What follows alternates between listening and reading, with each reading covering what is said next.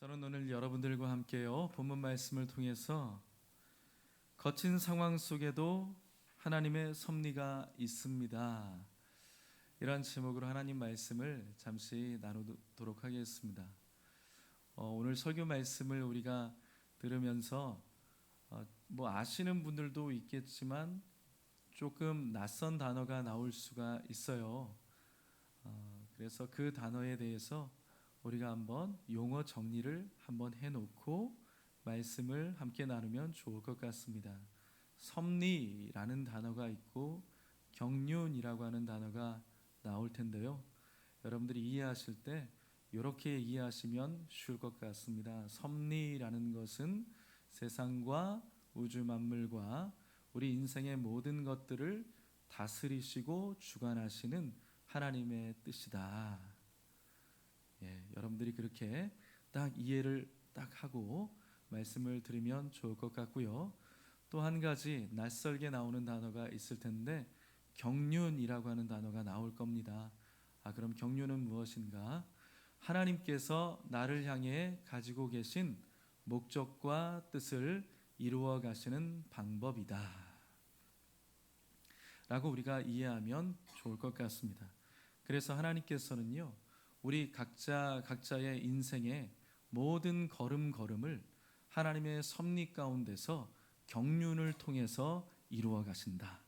이렇게 이해를 하고 우리가 말씀을 나누면 좋을 것 같습니다. 지난 한 주간 동안에 저녁에 우리가 함께 모여서 욥기서 말씀을 함께 읽으면서 기도하는 시간을 함께 가졌습니다. 욥기서 끝까지 우리가 다 읽게 되었는데요. 욥기서를 마무리하면서 우리가 깨닫게 된 것은 무엇이었느냐 하면 아무리 사람이 가지고 있는 지혜와 또 경험이 풍부하다고 할지라도 또 사람이 가지고 있는 지식과 논리가 대단하다고 할지라도요 온 우주와 만물을 창조하셨고 지금도 그 온 우주와 만물을 다스리시고 주관하시는 그 하나님을 우리가 다 이해하여 알 수 없다는 것입니다. 무한하신 하나님을 유한한 사람이 어찌 다 이해하고 알 수가 있겠습니까? 그런데도요 욥과 친구들은 결국 자신들이 가지고 있는 경험과 지식과 논리의 틀 안에다가 하나님을 딱 가두어 놓고 서로가 자기 의견이 옳다라고 하는 주장을 펼치고 있었던 것입니다. 그러니 그 무한하신 하나님이 그 함께 의논하고 있는 자기 주장이 맞다고 이야기하고 있는 그 사람들의 모습을 보면서 얼마나 웃음이 나오시겠습니까?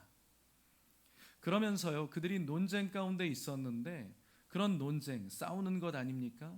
말로 인해서 싸우는 과정 가운데서 그만 욥은요 자신이 가지고 있는 의로움을 너무나 강조하고 드러냈던 나머지 욥에게 하나님의 섭리와 경륜 가운데 뜻하신 그 고난을 허락하셨던 것인데 자신에게 다가온 하나님이 주신 그 고난에 맞서면서 그 마음이 무너지고 자신의 의로움을 너무나 강조했던 나머지 그 고난을 주신 하나님을 오히려 불의한 분으로 만들어 버렸던 것입니다. 그러자 하나님께서는요 욥기의 마지막 부분에 욥에게 직접 나타나십니다.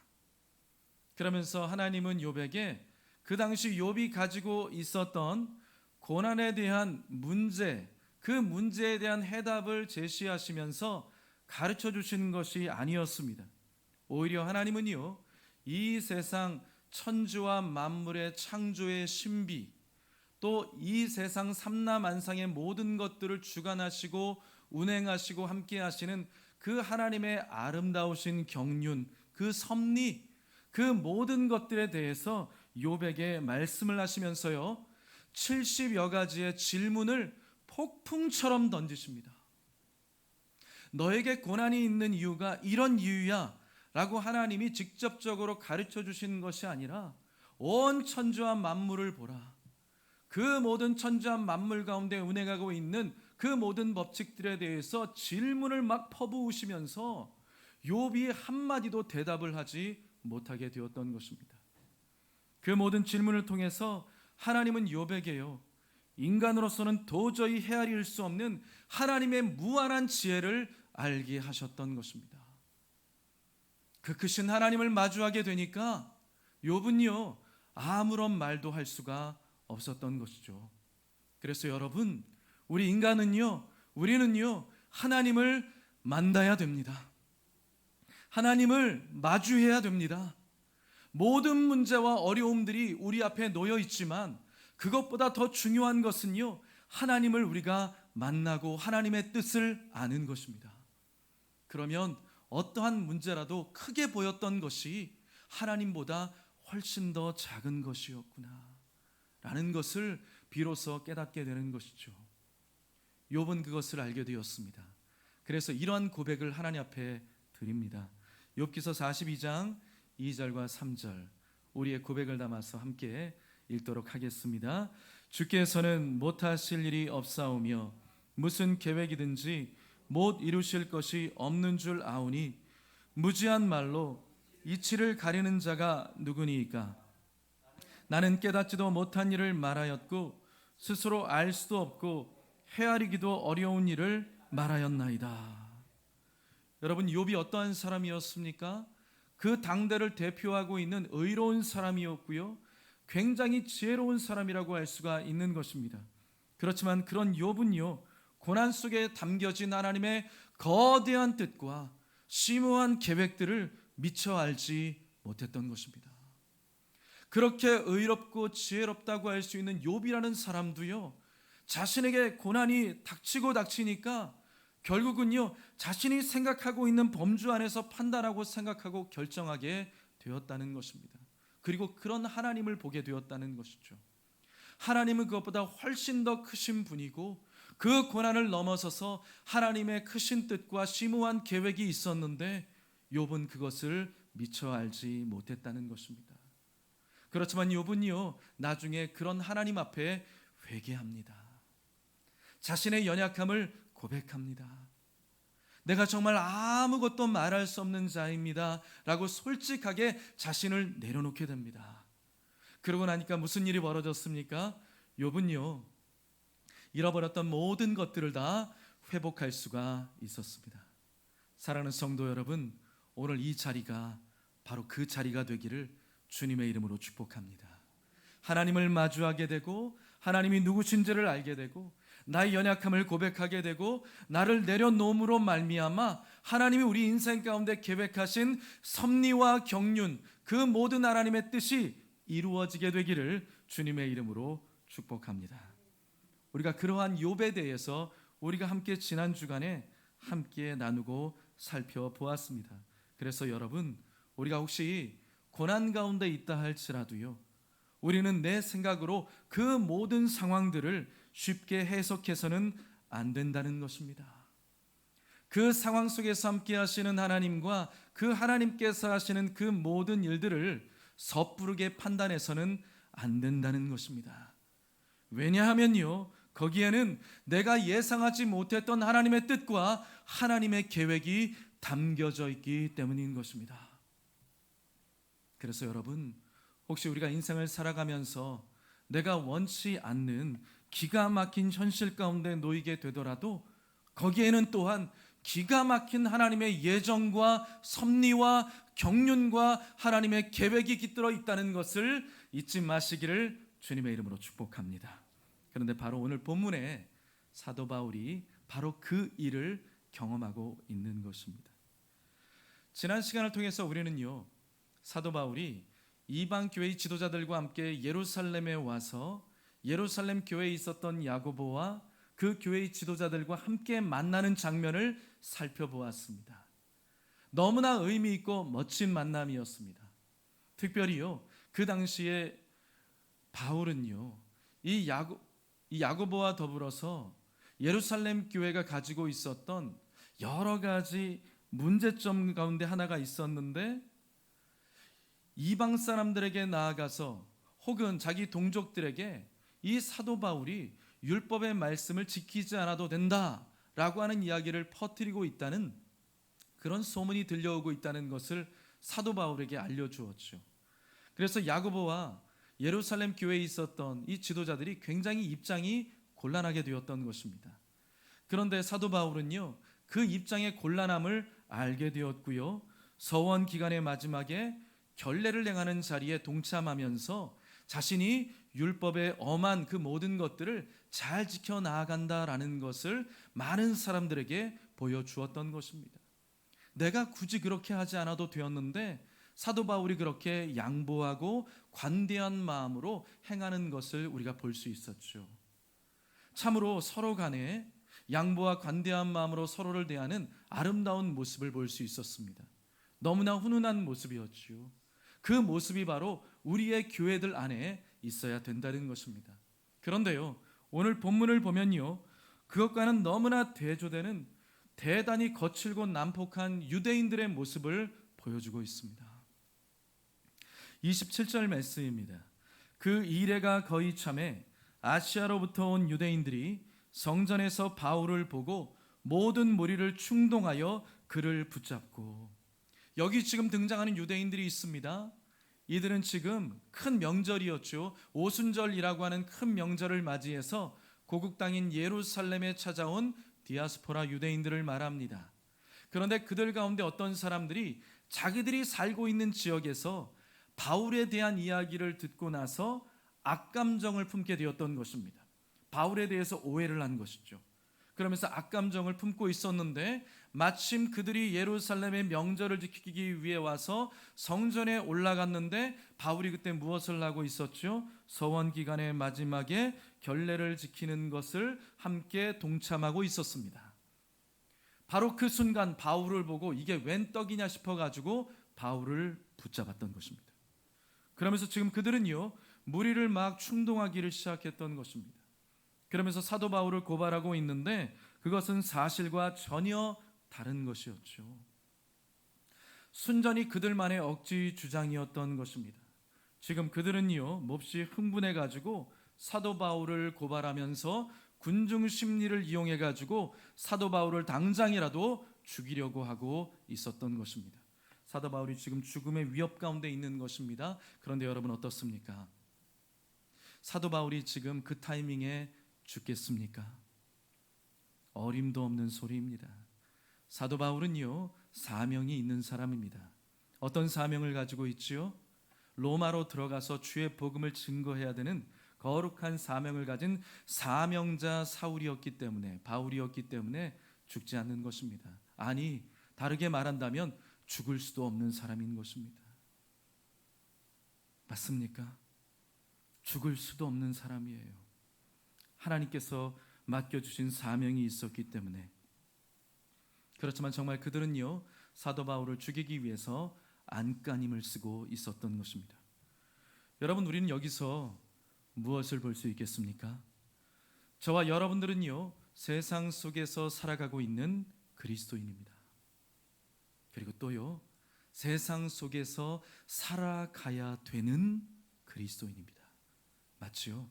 그런데요, 아쉽게도 세상은 우리를 환영하는 것이 아니라, 좀 원색적으로 말한다 그러면 세상은 그리스도인들을 싫어합니다. 예수 믿는 사람들은 세상 가운데서 환난과 어려움을 당할 수밖에 없는 것입니다. 사실 예수님께서 이 땅에 계셨을 때도 마찬가지였습니다. 예수님 이런 말씀을 하셨어요. 요한복음 8장 37절 말씀이에요. 나도 너희가 아브라함의 자손인 줄 아노라. 그러나 내 말이 너희 안에 있을 곳이 없으므로 나를 죽이려 하는도다. 세상은 진리이신 예수님을 맞아들이며 환영한 것이 아니라 예수 그리스도를 적대하면서 심지어는 십자가에 못 박아 죽였던 것입니다. 예수님조차도 그렇게 만들었다 그러면 예수 그리스도를 마음에 모시고 살아가는 저와 여러분들은 당연히 세상에서 살아갈 때 세상에서는 환난을 받는 것이 당연하다는 것입니다. 이 땅을 살아갈 때 모진 핍박과 고통이 있는 것이죠. 예수님이 그렇게 당하셨던 것처럼 우리 앞에 놓여진 그런 고통과 엄연한 현실이 있다는 것입니다. 그리고 지금 사도 바울도 마찬가지였습니다. 본문 28절 29절에 이렇게 말씀합니다. 외치되 이스라엘 사람들아 도우라. 이 사람은 각처에서 우리 백성과 율법과 이곳을 비방하여 모든 사람을 가르치는 그자인데 또 헬라인을 데리고 성전에 들어가서 이 거룩한 곳을 더럽혔다 하니 이는 그들이 전에 에베소 사람 드로비모가 바울과 함께 시내에 있음을 보고 바울이 그를 성전에 데리고 들어간 줄로 생각함이러라. 여러분, 이 당시에요, 이방인들은 성전 안에 들어갈 수가 없었습니다. 이방인들은 들어갈 수가 없었어요. 그렇지만요, 바깥들인 이방인의 뜰까지는 들어오는 것이 허용되어져 있었습니다. 그래서 심지어는요, 이방인들이 그곳을 넘어가서 이스라엘 백성들의 뜰이 있거든요. 이스라엘 백성들의 뜰이 있는데 그 뜰 안에 가까이 오지 못하도록 1.4m 높이의 벽을 세워 놓기도 했습니다. 그리고요, 그 벽에는 이런 글귀가 적혀져 있었습니다. 외국인은 누구든지 들어오면 죽음의 고통을 겪으리라. 이방인은 함부로 들어갈 수가 없었고요, 이방인이 들어오게 되면 죽을 수도 있었습니다. 여러분, 우리가 잘 아는 것처럼 이 당시에 이스라엘은요, 로마의 속국이었기 때문에 범죄한 자라 할지라도 로마 정부의 승인을 얻어야 재판을 할 수가 있었습니다. 그리고 그 사람을 처결할 수가 있었던 것입니다. 그런데요, 로마 정부의 승인을 받지 않고도 그 사람을 처벌할 수 있는 특별한 사항이 있었습니다. 특별한 때가 있었습니다. 그때가 무엇이냐 하면 다른 것이 아니라 유대인들의 종교와 관련된 문제였습니다. 그래서요, 유대인들의 고유한 영역이라고 일컬어지는 성전 안에 이방인이 함부로 들어가게 되면 로마 정부의 승인을 받지 않고도 단번에 그 자리에서 즉결 처단될 수가 있었습니다. 여기서 말하고 있는 이방인은요, 로마 시민까지도 포함하고 있는 것입니다. 그래서 로마 시민은 함부로 손을 못 대지만 유대인들의 고유 영역이라고 일컬어지는 성전 안에 함부로 들어가면 로마 시민일지라도 그 즉시 죽임을 당할 수가 있었습니다. 합법적으로 이루어지는 것입니다. 그래가지고 지금 유대인들이 이 바울을 잡았습니다. 바울을 딱 잡자마자 그 자리에서 즉결 처단을 할 수가 있었어요. 무엇을 빌미 삼아 가지고요, 이방인과 함께 사도 바울이 성전에 들어갔다, 죄를 뒤집어 씌워 가지고 즉결 처단을 할 수 있는 바로 그 순간이었다는 것입니다. 물론 그것은 순 그들만의 억지 주장이었지요. 죄로 누명을 씌워 가지고 사도 바울을 그 자리에서 죽이려고 지금 하고 있었던 것입니다. 여러분, 그와 같이요, 이 세상에서 우리가 예수 그리스도를 믿고 예수 그리스도를 구주로 섬기고 살아가고 나아갈 때 겪게 되어지는 원치 않는 여러 가지 어려운 문제들이 있죠. 불법이 있고요, 불이익을 당할 때가 있고요, 편법적인 일을 우리가 겪을 때가 있습니다. 어떤 때는요, 억지스러운 일들 때문에 우리가 불이익을 겪을 때도 있는 것입니다. 악마적인 편집을 당할 때도 있고 가짜 뉴스의 주인공이 되는 경우들도 있는 것이죠. 다른 것이 아니라 예수님을 믿는 것 때문에 예수님이 원하시는 그 일을 하는 것으로 말미암아 우리가 세상에서 예수님이 겪으셨던 고난과 모욕과 억울함과 그 십자가에서 당하신 모든 고통과 비슷한 우리 육체의 고통들과 심지어는요, 생명의 위협까지도 당할 때가 있는 것입니다. 무엇 때문에요? 예수 그리스도를 믿고 따라가는 사명자로 살기 때문에. 그러나 성도 여러분, 우리에게는요, 그런 거친 상황들만 있는 것은 결코 아닙니다. 그 거친 상황들 가운데 함께 하시는 하나님의 보호와 섭리가 있습니다. 오늘 본문 31절, 32절 말씀을 같이 한번 읽어보겠습니다. 그들이 그를 죽이려 할 때에 온 예루살렘이 요란하다는 소문이 군대의 천부장에게 들리매 그가 급히 군인들과 백부장들을 거느리고 달려 내려가니 그들이 천부장과 군인들을 보고 바울 치기를 그치는지라. 아멘. 이 대단히 위급한 순간이었습니다. 군중 심리에 함몰된 이 사람들이 사도 바울을 잡아가지고 당장이라도 즉결 처분을 할 수 있는 그런 상황이었던 것입니다. 그런데 여러분, 참 희한한 일이 벌어지죠. 정말 위급한 이 순간에 사도 바울을 그 순간에 건져낸 사람들이 누구였습니까? 그 사람들을 건져낸 사람들이 있는데 그 사람들이 누구였죠? 참 아이러니하게도 로마 군병들이었습니다. 위기에 빠져있던 사도 바울을 구한 사람들은요, 사도 바울과 함께 있었던 이방 교회의 지도자들도 아니었고요, 예루살렘 교회의 성도들도 아니었습니다. 그 땅을 짓밟고 있는, 다스리고 있는 로마 군대의 군병들이 사도 바울을 위기 가운데서 끄집어 올린 것입니다. 그래서 여러분, 참 희한한 것이요, 나의 위기의 때에 하나님 앞에 부르짖고 간구하게 되어지면 하나님이 하나님의 거룩한 손으로 그 역사와 경륜과 섭리하심을 이루어 가실 때에 하나님이 누구를 사용하시는지 아십니까? 내가 전혀 예상하지도 못했던 사람들을 통해서 나를 건져 올리실 때가 있는 것입니다. 여러분들 그런 거 경험하신 적이 있습니까? 내가 전혀 예상하지도 못했던 상황 가운데서 하나님이 나의 인생 가운데 간섭하심으로 말미암아 놀라운 기적을 보게 되고 예상치도 못했던 사람들이 나를 도와주는 그런 하나님의 예정하신 놀라운 복을 우리가 경험할 때가 있는 것이죠. 바로 지금 사도 바울이 그 일을 경험하고 있는 것입니다. 더구나 지금 사도 바울은요, 사람들에게 막 군중들이 몰려와 가지고 손을 막 내밀면서 어떻게 막 죽이려고 하고 있습니다. 그러니까 그 위급한 상황이었는데 이 로마 군병들이 어떻게 했느냐 하면 사도 바울을 번쩍 들어 올립니다. 딱 들어가지고 아무도 손대지 못하게끔 그를 그렇게 번쩍 들어 올려가지고 이동했다는 것입니다. 보면 35절 말씀입니다. 바울이 층대에 이를 때에 무리의 폭행으로 말미암아 군사들에게 들려가니. 여러분 참 이상하지 않습니까? 유대인들은요, 적대감이 충만해가지고 사도 바울을 죽이기 위해서 안간힘을 쓰고 있는데 다른 것 생각하지도 않습니다. 그런데요, 로마 군인들은요, 공명정대하게 이 일을 처리하기를 원하고 있는 것입니다. 그야말로 전혀 예상하지 못한 곳에서 준비된 하나님의 놀라운 섭리와 예정하심을 경험하고 있는 것을 볼 수가 있는 것이죠. 그뿐만이 아니었습니다. 오늘 이 일을 겪고 난 이후에 얼마 지나지 않아서 이제 사도 바울은요, 어느 정도의 자유를 보장받고 가이사라 감옥에 들어가게 됩니다. 수감되어진 것입니다. 그리고 난 다음에 한 2년 정도 흐르게 됩니다. 감옥에 2년 정도 있었던 거예요.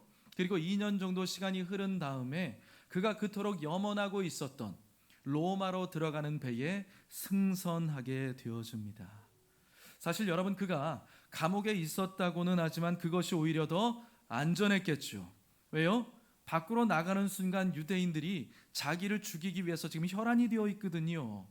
언제든지 자기를 죽이기 위해서 특별 결사대가 조직되어져 있습니다. 그러니 지금 어디가 더 안전하겠습니까? 밖이도 안전하겠습니까? 감옥이도 안전하겠습니까? 하나님이 보호하시는 것이죠. 또요, 그 2년 동안 사도 바울은요, 심신을 회복했을 것입니다. 1차, 2차, 3차 선교 여정을 마친 사도 바울 얼마나 지쳐 있겠습니까? 그리고 개인적으로 하나님 앞에 기도하는 시간들 필요했겠지요. 말씀도 보고 기도하고 육신을 회복할 수 있는, 자신을 정비할 수 있는 시간이 필요했을 것입니다. 그 2년 동안 바로 그렇게 하나님이 심신을 쉬게 하시면서 로마로 들어갈 준비를 시켜주셨던 것입니다. 게다가요, 로마로 가는 동안에 이 적대감이 가득한 유대인들이 어디서든지 나타나가지고 사도 바울을 죽일 수가 있는데 누가 호위병사가 되어 주었습니까? 로마 군병들이요. 참 희한하지 않습니까? 로마 군병들이 사도 바울이 가는 길을 지켜주었다는 것입니다. 그뿐만이 아니었죠. 로마로 가려면 그 당시에 배를 타고 가야 됐었는데, 여러분 배 타고 가려면 뭐 내야 됩니까? 배삭스를 지불해야죠. 그런데 사도 바울은요, 비록 죄수의 신분이긴 했지만 공짜로 배 타고 로마까지 갈 수가 있었다는 것이죠. 어떻습니까?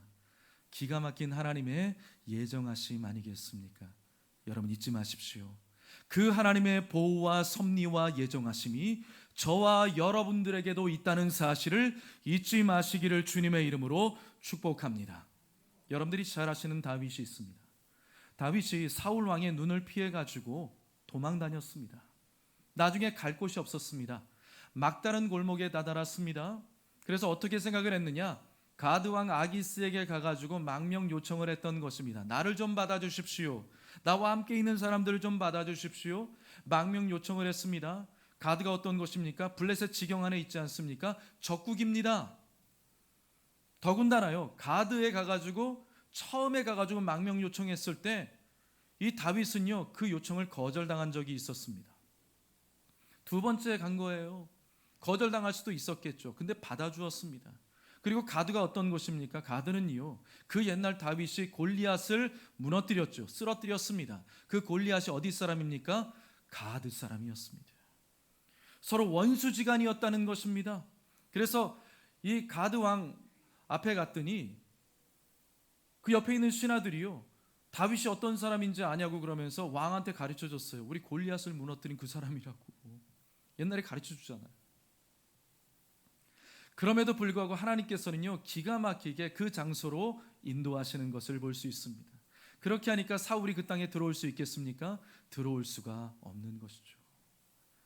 하나님의 예정과 섭리하심 가운데 경륜을 통해서 역사하시는 놀라운 일을 다윗이 경험하고 있는 것입니다. 열왕기상 17장에 보게 되면요 엘리야 선지자가 등장을 합니다. 그 당시에 가뭄이 들었습니다. 그런데 이 엘리야 선지자, 사명이 있는 사람, 하나님의 일을 감당해야 되는 이 사람, 하나님이요 그 가뭄 가운데 인도를 하십니다. 어디로 인도를 하셨느냐? 그릿 시냇가로 인도를 하셨습니다. 거기서 물을 먹을 수가 있었겠죠. 거의 메말라가고 있었긴 했지만 그래도 거기서 물을 먹을 수가 있었고요. 먹을 것이 없었습니다. 그래서 하나님이 어떻게 하십니까? 까마귀를 보내서 조석간에 먹을 것을 공급하십니다. 아침에 보내주시고 저녁에 보내주시면서 까마귀를 통해서 먹을 것을 먹을 수 있도록 하나님께서 그렇게 인도하십니다. 여러분, 까마귀가 어떤 동물입니까? 먹이를 보면 개걸스럽게 먹는 그런 짐승이죠. 날짐승이잖아요. 그리고요 시체도 먹는 짐승이 까마귀입니다. 그런데요 그 음식을 고스란히 그대로 가져와 가지고 택배를 해주는 거죠. 아침 저녁으로 방문하는 거예요. 와가지고 배달 음식 가지고 와가지고 맛있게 먹으라고. 여러분 잘 아시는 노아의 방주 사건이 있지 않습니까? 비가 다 내리고 난 다음에 이제 한참 지나고 났어요. 이제 노아가 밖에다가 나가가지고 밖에 지금 상황이 어떤지를 지금 알아봐야 되는데 지금 볼 수가 없잖아요. 창문은 맨 꼭대기 위에만 하나 나 있으니까. 그래가지고 처음에 무슨 동물을 날려보냈냐 하면 까마귀를 날려보냈습니다.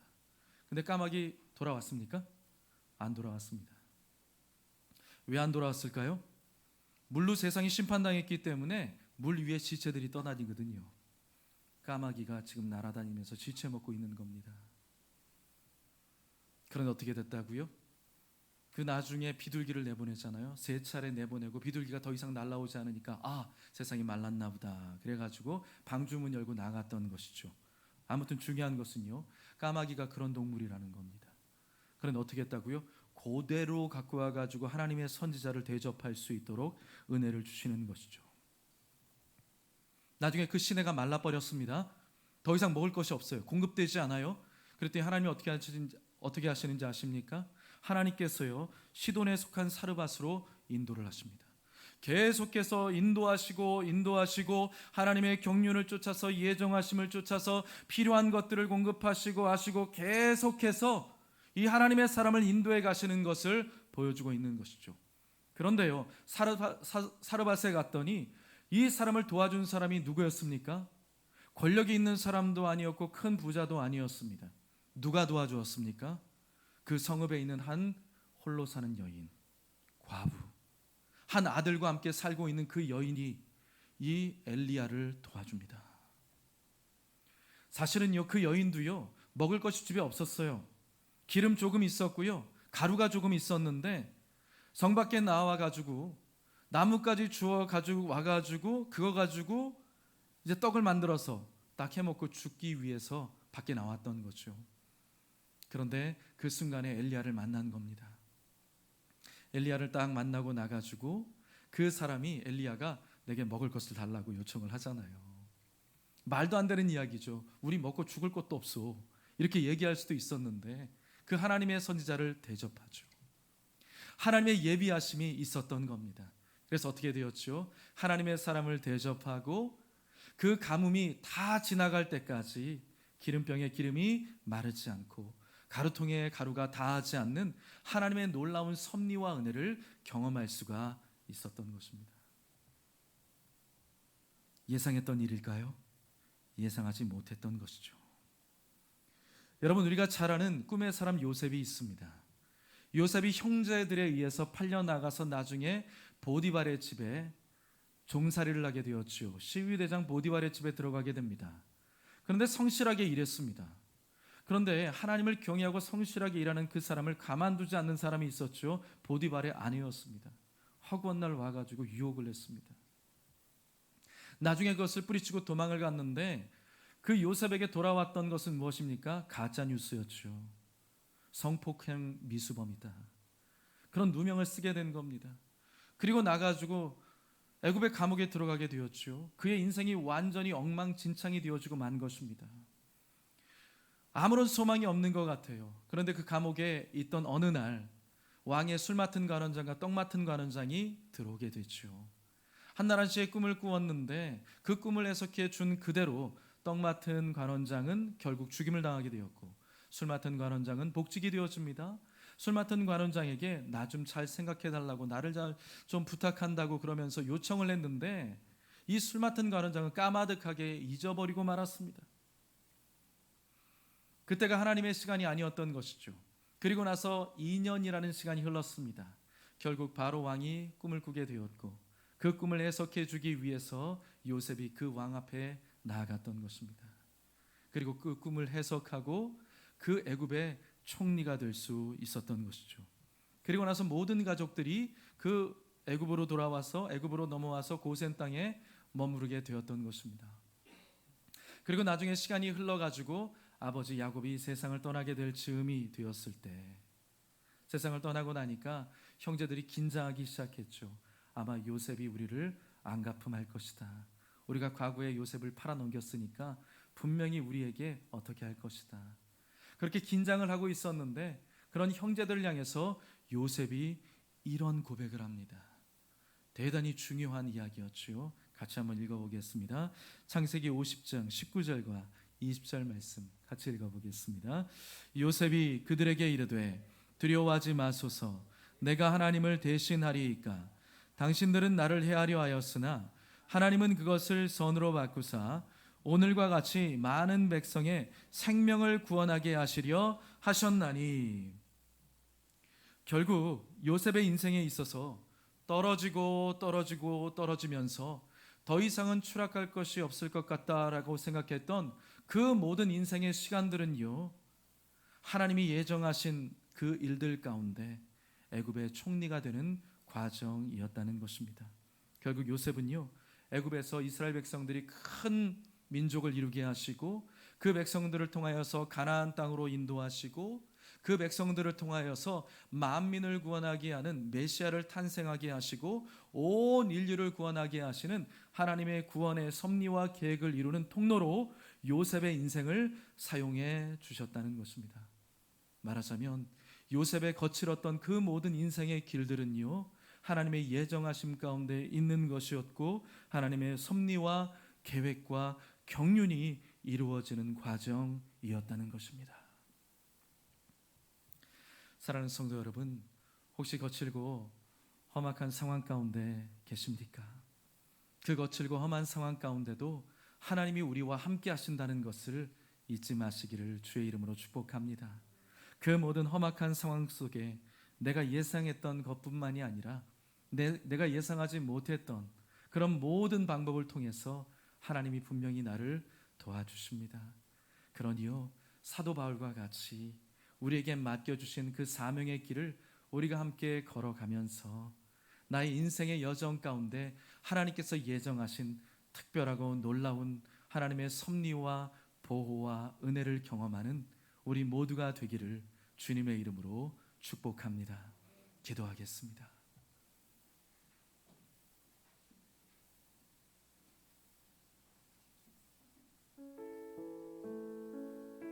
하나님 아버지, 참으로 감사합니다. 하나님의 섭리와 하나님의 경륜 가운데, 하나님의 예정하심과 뜻하심 가운데 하나님 우리를 인도하여 주시고, 우리가 주 안에서 하나님을 예배하는 이 자리에 있게 해주신 것을 하나님 진심으로 감사합니다. 하나님이 아니면 우리가 살아갈 수가 없고, 나아갈 수가 없고, 설 수가 없고, 온전할 수가 없으니 하나님 아버지, 사랑하는 모든 성도님들에게 하늘의 은혜를 더하여 주시어서 이 시간에 하나님을 마주할 수 있도록 은혜를 베풀어 주시옵소서.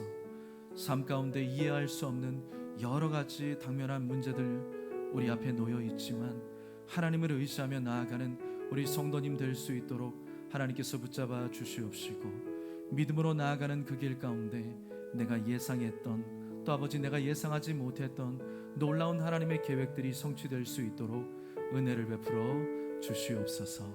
예수님의 이름으로 감사하고 축복하고 기도하옵나이다. 아멘.